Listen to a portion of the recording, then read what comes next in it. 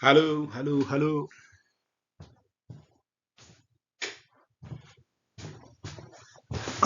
We meet again after a long time, after 2 weeks, because you are working on the assignment on the cut, and I hope you all made an effort to really try your level best and respond to the questions accordingly.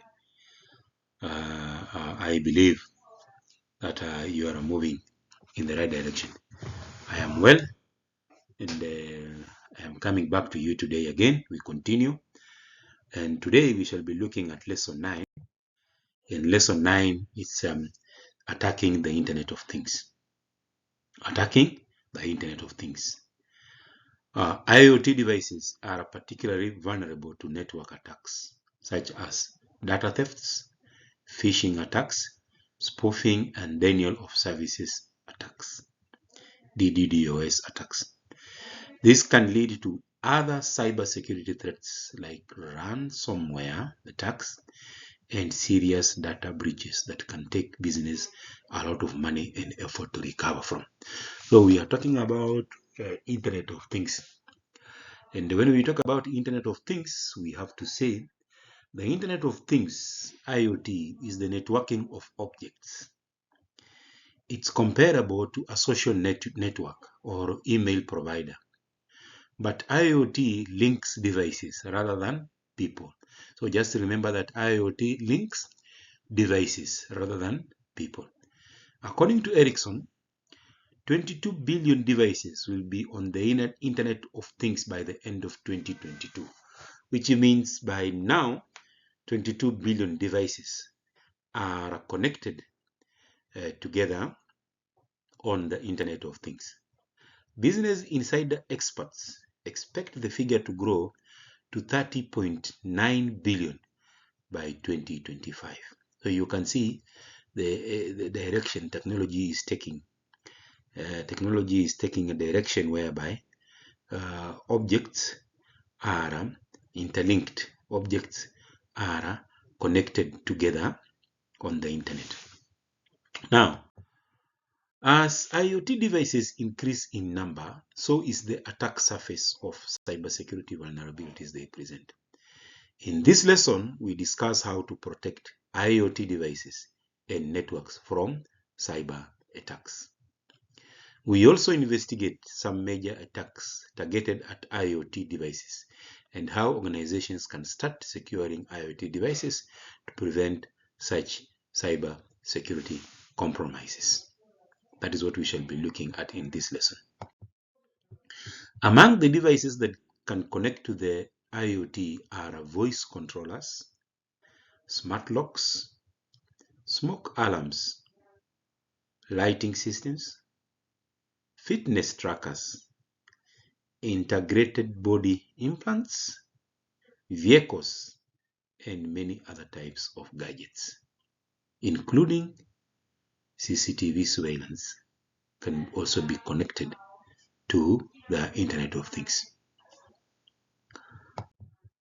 Despite the benefits and bright prospects of the Internet of Things, there are some unresolved security issues as well as legal, network, and device security regulations that need attention. It is a very wide field. It is a very diverse field. As IoT implies connecting multiple devices and storing lots of data, the system's failure can cause very significant problems to computer networks and sensitive data. How does IoT work? If I may ask, how does IoT work?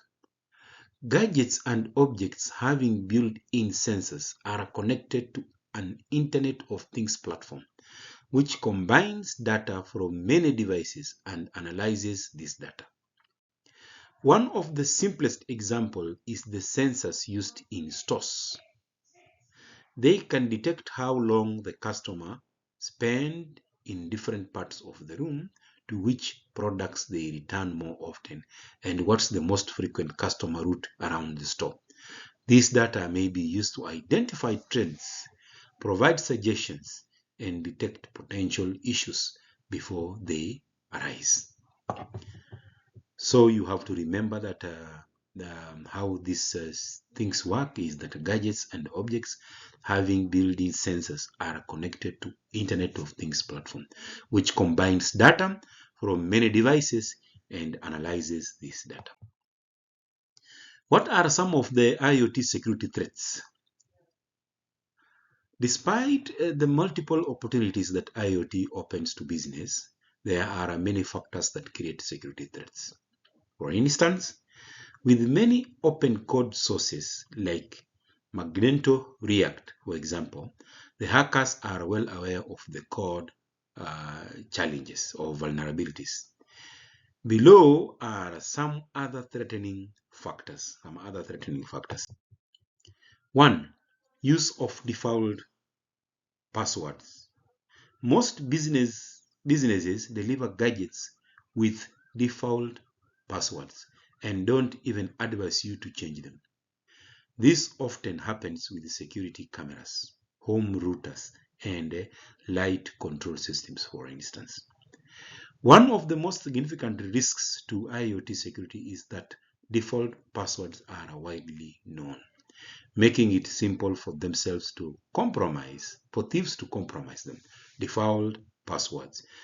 Most of the systems or most of the electronic gadgets come with the default passwords from manufacturers' settings. So what needs to be done by the professionals is, even by you, is to change these passwords to another passwords. Mainly you receive prompts that after you are able to open these devices using the default password, follow the below procedure to change and input your own new password. Unsafe communication is number 2. The messages sent over the network by Internet of Things devices are often not encrypted, which creates IoT security issues. Using standards like Transport Layer Security (TLC) and transport encryption is the best way to guarantee a safe connection. Utilizing several networks to isolate devices also ensures secure and private communication, hence maintaining the confidentiality of data sent. So, unsafe communications. The messages sent over the network by IoT devices are often not encrypted, which creates IoT security issues. 3. Personal information leaks. Skilled data thieves may do significant harm even by simply learning Internet Protocol IP addresses from unpatched IoT devices. These addresses can be used to determine a user's precise location and residential address. Many Internet security professionals advise using a virtual private network (VPN) to hide your Internet Protocol address and protect the IoT connections. If a person is able to access your Internet Protocol address, even for CCTV surveillance systems, then that person is able to remotely log into your system and manage it and control it and do a lot of things related to cybercrime without even your knowledge. So number 3 is personal information leaks. Number 4 is automation and artificial intelligence. Artificial intelligence technologies are already in use on a global scale. But automation has a drawback. It only takes a single programming error or flawed algorithm to bring down the entire artificial intelligence network and the infrastructure it was in charge of. Automation and artificial intelligence are just pieces of code. So if cyber criminals gain access, they can take control of the automation and do anything they choose, therefore ensuring that the instruments are protected against such dangers and assaults is critical. Automation is when we move to mainly to using technological items, electronic gadgets, to more in with more frequency, higher frequency than using a human being. Automation is moving from manual to now using systems, computer systems, and other technologies. That is what we mean by automation. And artificial intelligence, I think you know a little bit about this. Another thing is illustrative cyber attacks. Hackers have the power to launch assaults and enter thousands of millions of unprotected connected devices, destroying infrastructure, taking down networks, or accessing confidential. So illustrative cyber attacks. Hackers have the power to launch assaults and enter thousands or millions of unprotected connected devices, destroying infrastructure, taking down networks, or accessing confidential data or information. Some of the most illustrative cyber attacks demonstrating IoT vulnerabilities that have occurred already. In 2016, in October, an IoT botnet is a network of computers, each of which runs bots, was used to execute worst DDoS attack, denial of services attack, against Internet Performance Management Services provider Debian back in October 2016. As a result, several websites went offline, including majors like CNN, Netflix, and Twitter. So you can imagine majors like CNN, Netflix, Twitter going down due to these breaches. After becoming infected with the Miral malware, computers continuously search the web for susceptible IoT devices before infecting them with malware by logging in using well-known default usernames and passwords. These gadgets included digital camera and DVR players, for example. Another example also is the Verkada hack. Verkada hack, a cloud-based video surveillance service, was hacked in March 2021. The attackers could access private information belonging to Vadaka software clients and access live feeds of over 150,000 cameras mounted in factories, hospitals, schools, prisons, and other sites using legitimate admin account credentials found on the internet. You see, they were able to find legitimate admin account credentials on the internet, and they use these credentials to access the systems and access information. For example, when we had the Westgate attack, in 2013, I don't know, but there were unconfirmed reports that people from outside were able to get access to the IP address of the system, and they actually access the system, and that is how they were able to monitor, to see, or to capture, or to leak information of whatever was happening inside the mall. You remember the issue that was involving our colleagues in the military when they said they were taking some items from some of the shops. I don't know the truthfulness of this information, but there were such kind of rumors. I hope you heard them.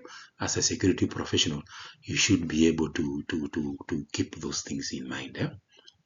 So the attackers could access private information belonging to Vadaka software clients and access live feeds of over 150,000 cameras mounted in factories, hospitals, schools, prisons, and other sites using legitimate admin account credentials found on the internet. Over 100 employees were later found to have super admin privileges, enabling them access to thousands of customer cameras, revealing the risks associated with privileged users. They cause a very huge risk because you find that so many people are in control of super admin privileges, so they can access these systems at will. And when we talk about that also, you can also talk about insider attacks, whereby these attacks are committed by people who are trusted, who have official authority to access these systems. And then there was also in Finland in November 2016, cyber criminals turned off the heating in 2 buildings in the Finnish city of Lappeenranta. After that, another denial of services assault was launched, forcing the heating controllers to reboot the system repeatedly, preventing the heating from ever turning on. This was a severe attack since Finland experiences severely low temperatures at that time of the year. So you can see how these are just some of the examples of the vulnerabilities or the threats that have occurred, the issues that have happened with the Internet of Things devices. And then also there is the Jeep hack. In July 2015, several years back, a group of researchers tested the security of the Jeep USV. They managed to take control of the vehicle via the Sprint cellular network by taking advantage of a firmware update vulnerability. They could then control the vehicle speed and even steer it off the road. So you can imagine how these things happen. Sometimes when you read about cybersecurity, it is very interesting. That is why I continue to encourage you that this is just a starting point for you. You should go deeper and deeper and deeper into these issues, and you will find out that it is very interesting. But don't become a black hat hacker. You remember black hat hackers? Yeah, I wish you become an ethical hacker, a white hat hacker, that you can hack systems with authority, with the intention of discovering vulnerabilities and advising the organization accordingly. I don't expect any one of you to become a black hat hacker. And then we have also another example number 5, the Stuxnet is probably the most well-known IoT attack. Its largest was a uranium enrichment plant in Natanz, Iran. During the attack, the Siemens Step 7 software running on Windows was compromised, giving the worm access to the industrial program logic controllers. This allowed the worm's developers to control different machines at the industrial sites and get access to virtual industrial information. The first indications of a problem with the nuclear facility's computer system surfaced in 2010. When IAEA inspectors visited the plant, they saw that a strangely high percentage of uranium enrichment centrifuges were breaking. Multiple malicious files were later found on Iranian computer systems in 2010. It was discovered that the Stuxnet worm was included in these malicious files. Iran hasn't provided detailed information on the attack's results, but the Stuxnet virus is believed to have damaged 984 uranium enrichment centrifuges. You know, Iran, due to the conflict over Iran and other countries, specifically the US, the UK, and other countries that are against Iran, having in possession of a large number of uranium that is used to prepare for major terrorist attacks and other attacks. It keeps its issues secrecy. The level of confidentiality in Iran is a confidentiality that you cannot even imagine. So since that time, the Iranians have never revealed the information or the extent of the attacks. According to estimates, this resulted in 30% reduction in enrichment efficiencies. It resulted in 30% reduction in enrichment efficiency. So even if this issue affected them a lot, they still kept it confidential. They did not wash their linen in public. So nobody knows exactly the extent of the damage.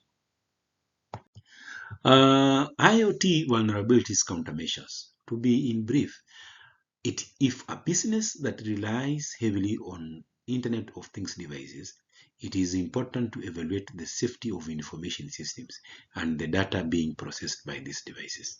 Consider effective security solutions that can protect the business from cyber attacks and ransomware attacks that could occur as a result of IoT security vulnerabilities. Hire a security expert to advise and guide the process of risk management.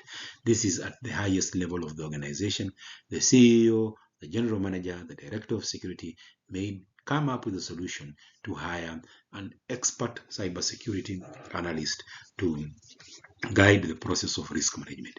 Remember, from the beginning, I have said that the challenges with cybersecurity, they really need detailed information, detailed expertise, because as technology grows, things keep changing.